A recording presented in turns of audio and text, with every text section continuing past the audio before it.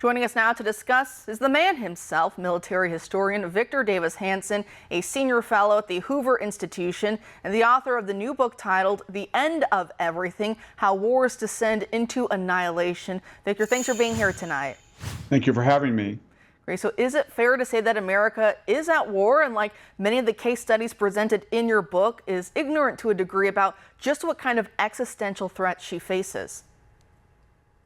Yeah, I think that we've had about 8 or 9 autocrats in the world that have threatened to wipe out people. The Iranians, the Israelis, the nuclear weapons in Ukraine. China said they would absorb Taiwan and destroy anybody who tried to prevent them. Kim Jong-un, of course. Iran has called Israel a one-bomb state, and it was happy that half of all the Jews in the world were in one place so they could easily exterminate them. Turkey is one of the worst offenders. They've told the Athenians in Greece that they're going to wake up one morning and see their clouds blanketed with missiles. And they've said to the Armenians, we have a solution for you. It's our 19th century grandfathers. And yet we dismiss all this. And I think part of it is we think that we're so preeminent, we're so strong as we have been in the past. We don't look at the barometers of actual strength. What's our debt? Is our interest larger on the debt than our defense budget? Do we have a secure border? Have we had a good record in Afghanistan, Iraq? Do we deter wars in Ukraine or Gaza? Do we let the Chinese send a balloon across? Is our border secure? Things like that. So we kind of naively slip into decline, and then we feel that no one would challenge us, or that there's always going to be some 11th hour solution. All of these destructions, it was very tragic to research them, because they all thought at the 11th hour there'd be some deliverance. In our case of Constantinople, the archangels would come down and save them. Or maybe the Genovese would sail into the Sea of Marmara. Or Thebes, maybe the Spartans of legendary prowess would come out the last month. It doesn't happen.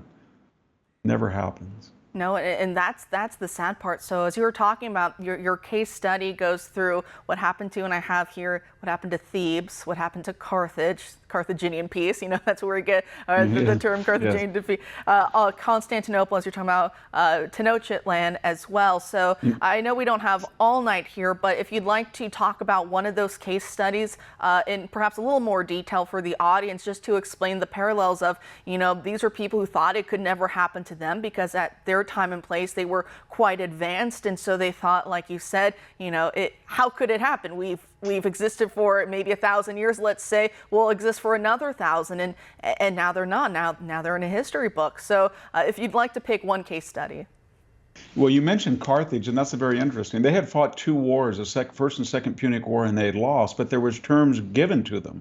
At one time, they had a far larger empire than Rome. The city of Carthage, in 149, when the Third Punic War, which ended in destruction, it was larger than Rome. The walls of Carthage had never been breached. No Roman thought they could ever do it. And when they sent a delegation to look at Carthage, the Romans did, and they thought, well, we beat them twice. They were amazed at how rich they were and how prosperous they were. And they said, you know what? They're going to be a rival for our supremacy in the Mediterranean. This was in the 2nd century BC. So they said, we've got to destroy them. The famous Carthago delenda est, Carthage must be destroyed, the refrain of the elder Cato. So they sent this big fleet in, and then the Carthaginians said, well, why are you doing this? We'll give you our weapons, we'll do all that. And the more they gave concessions, the more the Romans said, there's another concession, there's another. And then they said, well, Scipio is a man of letters. He's got the historian Polybius next to him. You're not existential nihilist. So they kept trying to delude themselves, and yet they thought, well, maybe the Macedonians will come to the rear of the Romans and save us, or maybe we can build a fleet, or maybe we can build some new. And it was just very tragic to see that not only were they doomed to lose the war, but the Romans had plans to eliminate them, their religion, their language, the Punic culture, their city, because they felt that the society was antithetical to their own, and they were a rival, and they would eventually rival them again, and they just wanted them gone.